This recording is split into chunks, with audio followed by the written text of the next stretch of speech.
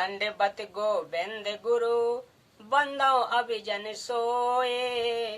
पहले भये प्रणाम तिन नमो जो आगे होए। गुरु को कीजे दंडवत कोटि कोटि प्रणाम। कीट न जाने ब्रंग कोयो गुरु कर आप समान। सत साहेब। हाँ तो श्रोता बंधुओं, आज मैं आप लोगों के सामने मनीराम पंडित और चंपाकली अभी मजा आएगा ना भिड़ो। से मनीराम नाम का कथावाचक प्रसिद्ध पंडित था। हरियाणा के एक गांव में रामायण की कथा का आयोजन किया। रामायण की कथा अधिक से अधिक 11 दिन में संपूर्ण हो जाती है। मनीराम पंडित जी ने 30 दिन में संपूर्ण की।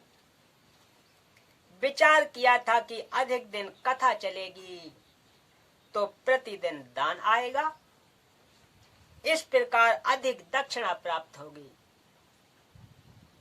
30 दिन की कथा में मनीराम पंडित जी को 30 रुपए ही प्राप्त हुए।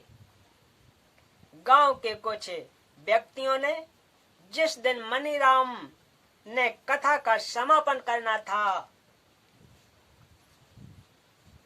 उसी दिन उसी समय दिल्ली से नाचने वाली नृत्यिका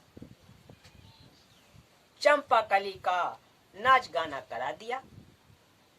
सारा गांव नाच गाना देखने सुनने उमड़ पड़ा। 2 घंटे में चंपाकली को 500 रुपए मिले। मनीराम जी को 30 दिन में कुल 30 रुपए प्राप्त हुए। पंडित जी के दुख का कोई बार पार नहीं रहा। रास्ते में गांव छुड़ानी था। मनीराम जी को पता था कि यहाँ गरीबदास जी परम संत रहते हैं, उनसे मिलकर आगे चलूंगा। संत गरीबदास जी के पास गांव तथा आसपास के गांव के 10-12 भक्त बैठे थे। उसी समय पंडित मनीराम जी पहुंच गए। संत गरीबदास जी से राम राम किया। संत गरीबदास जी ने भी राम राम कहा तथा उचित आसन देकर बैठाया। कुशल मंगल पूछी तो मनीराम बोले कि हे महाराज, कलयुग का पहरा आ गया है, धर्म का नाश हो लिया है। आप कहाँ के ज्ञानी बाबा? जान गेड़ा आ लिया है, अर्थात जनता का धर्म के प्रति भाव समाप्त हो चुका है। धरती आसमान फट जाए तो भी आश्चर्य की बात नहीं है।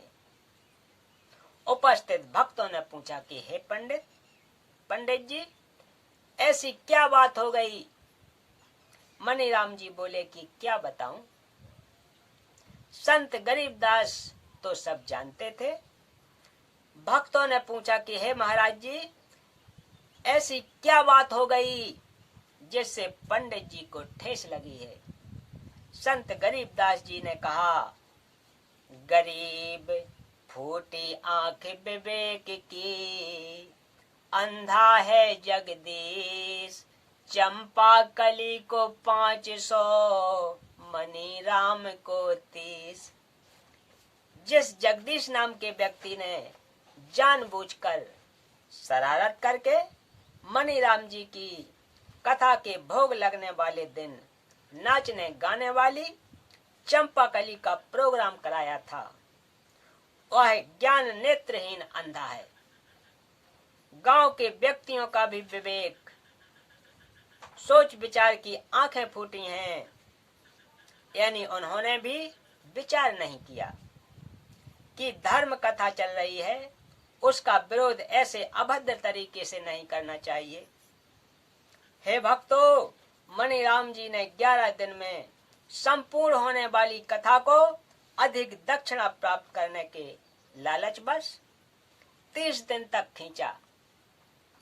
गांव के कुछ शरारती व्यक्ति ने मनीराम जी के उद्देश्य से परिचित थे, जिस कारण से उन्होंने पंडित जी को सबक सिखाने के लिए नृत्यका को बुलाकर महापाप किया है।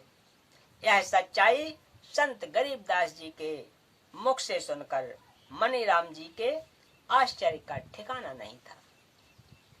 वह सोच रहा था कि आज 11:30 बजे सुबह भोग लगाकर मैं सीधा यहाँ पहुंचा हूँ। संत गरीबदास जी को कैसे पता चला कि ये परमात्मा है? सब जानते हैं। मनीराम आसन से उठा और संत गरीबदास के चरणों में गिर गया और बोला, प्रभु आपने सच कहा है कि मैंने भी लालच बस कथा को लंबा खींचा था। आप तो जानी जान हो। हे प्रभु, धर्म कर्म तथा जीने की सच्ची राय दिखाएं।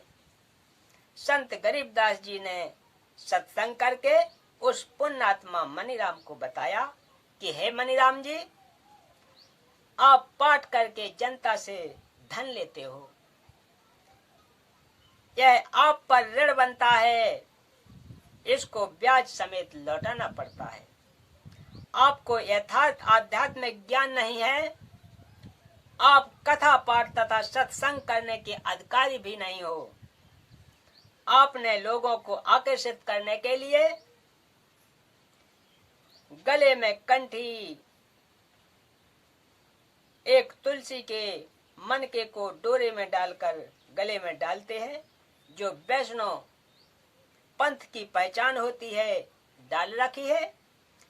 एक माला 108 रुद्राक्ष के मड़कों की डाल रखी है, जो मंत्र जाप के लिए होती है,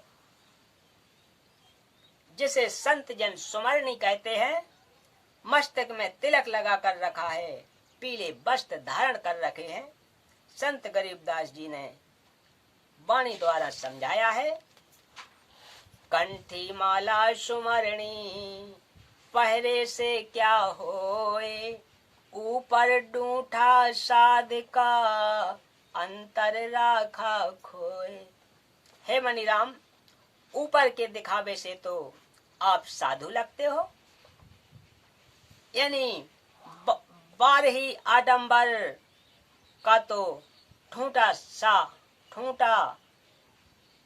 ठा रखा है। आपकी वेशभूषा को देखकर तो भक्त समाज कट कर मर जाए, परंतु अंदर गुण साधु के बिल्कुल नहीं है।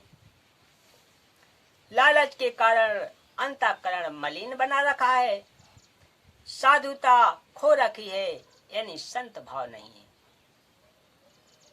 इसलिए कंठी माला सुमरणी को गले में डालने से साधु नहीं बनता।